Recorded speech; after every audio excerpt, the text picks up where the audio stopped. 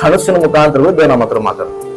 ಯಾಕಂದ್ರೆ ಯೋಸೇಫ್ ಕೂಡ ಕನಸಿನ ಮುಖಾಂತರನೇ ದೇವ್ರು ಮಾತಾಡ್ತಾನೆ.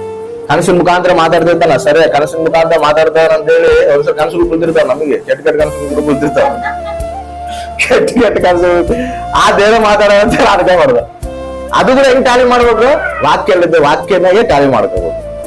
ಎದಕ್ ಕನಸು ಮುಖಾಂತರ ದೇವ್ರು ಮಾತಾಡ್ತಾನಂದ್ರೆ ಅದು ಅಪಾಯ ಐತೆ, ನೀನ್ ಕುತ್ಕೊಂಡು ಪ್ರಾರ್ಥನೆ ಮಾಡೋ ಅದನ್ನ ತಪ್ಪಿಸ್ತೀನಿ ಅಂತ ಹೇಳಕ ದೇವ್ರ ಕನಸನಾಗ ತೋರಿಸ್ತಾರ. ಕನಸನಾಗ ತೋರ್ಸೋದು ನಾನು ಹಿಂಗ್ ಮಾಡೇ ಮಾಡ್ತೀನಿ ನೋಡ ಅಂತ ಹೇಳಕಲ್ಲ.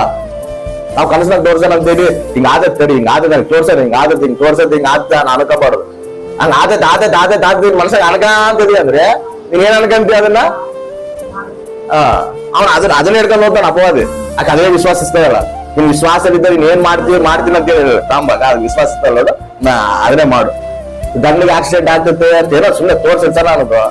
ಅದ್ ಹೊರಗೆ ಹೋಗಿ ಬಂದಂಗೆಲ್ಲ ಬೇಸ್ ಬಂದಾನ ಆಕ್ಸಿಡೆಂಟ್ ಆಗೈತ ನನಗೆ ತೋರ್ಸೇನ ಅದತ್ತ ಇಲ್ಲ ನೋಡಂತೇಳಿ ಅರ್ಥ ಇಲ್ಲ ನನಗೆ. ಆದಾಗ ನನಗೆ ನೋಡಿ ದೇವ್ರ ಹತ್ರ ಮಾತಾಡ್ತಾರ, ನನ್ನ ಹತ್ರ ಮಾತಾಡ್ತಾರೆ, ಹೇಳಿದಾಗೆ ಆಗೈತೆ ನಿನಗೆ.